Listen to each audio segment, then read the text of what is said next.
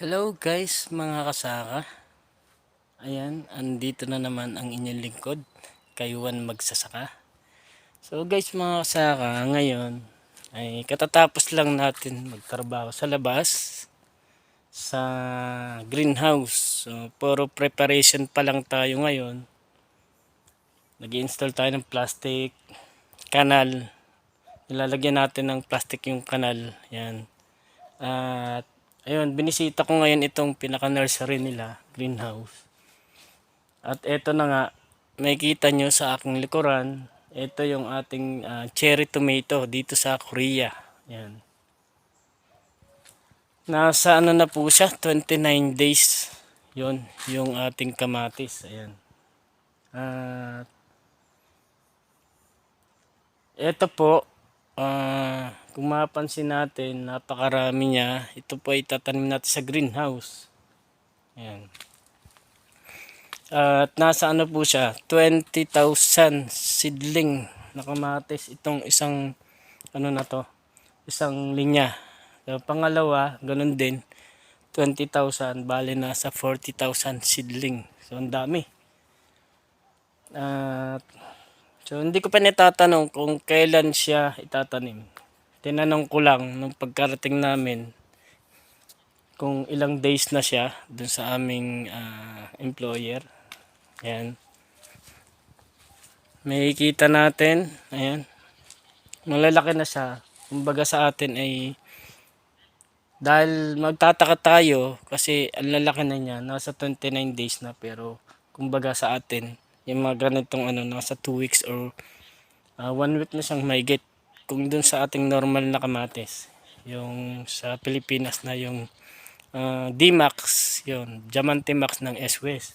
Ito kasi ano lang talaga siya, cherry tomato. Pero mas malalaki ang cherry tomato nila kaysa dun sa tomato sa atin, yung native, yung tinatawag natin kamatis bundok. Ayan na nga, binilang ko siya kasi ang isang seedling tray nito ay nasa 50 pieces na buto. So kung mapansin natin, kunenta natin, nasa 80 siya seedling tray. Yan. So sa 250, yung lima kasi, yung isang linya niya ay 5, bali nasa 250. 1, ayun o. 1, 2, 3, 4. 1, 2, 3, 4, 5. So ibig sabihin, nasa 250 siya. Yung haba nito, nasa 80. So ang laki. So, lumalabas siya nasa 20,000 seedling. Itong pangalawa, 20,000. Ibig sabihin, ito ay nasa 40,000. At ngayon, preparation pa rin kami. Ilang araw na kami nagtatrabaho sa greenhouse. So, ganito ang pagsasaka namin sa Korea. Kasama ang ating mga tropang Laos at yung 4 na taga Cagayan. Bali sa Mindoro, ako lang dito. So, maganda naman yung ating ano nila, taniman. Napakalawak. Kung mapansin natin dun sa video ko, yung farming sistema ng pagsasaka sa Korea. Puro greenhouse sila. Kumbaga, nasa bundok. So, nagdadagdag pa nga sila ng taniman. Mas malawak yung bundok sa kanila. Kaya ang ginawa nila, binakbak nila, tapos tinayaw nila ng greenhouse.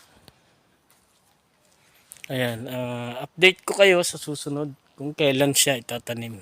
So, ito lang yung time natin na magawa ng video itong ano, at pag-aaralan natin mula sa pagtatanim hanggang sa i-harvest ang ating kamatis.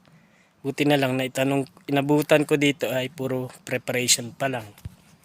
Kumbaga, lahat ng mula sa seeds hanggang sa i-harvest, magagabayan natin, makukuha natin lahat ng data sa kanila. At meron din tayong pipino, hindi ko pa nabibilang kung ilan. Malilit pa lang siya, siguro ito talaga mauuna namin itanim. Yan. So, yun lang mga kasaka. Ayan. At ayan, andito tayo ngayon. Ganito ang saka natin sa Korea. Napakaganda. Yan, ang dami. Mas medyo madami-dami kami dito na nagsasaka. So, dalawang lahi, merong Laos at merong Philippines. So 5 lang kami. Ayan. Basic lang naman, kaya naman yung trabaho natin. Basta ang kailangan lang natin ay talagang palagi tayong healthy. So, yun lang mga kasaka, hindi ko napahabayin yung video at update ko kayo sa susunod.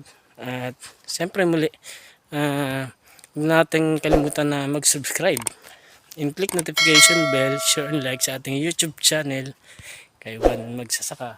Yan. So, God bless you guys. Bye-bye.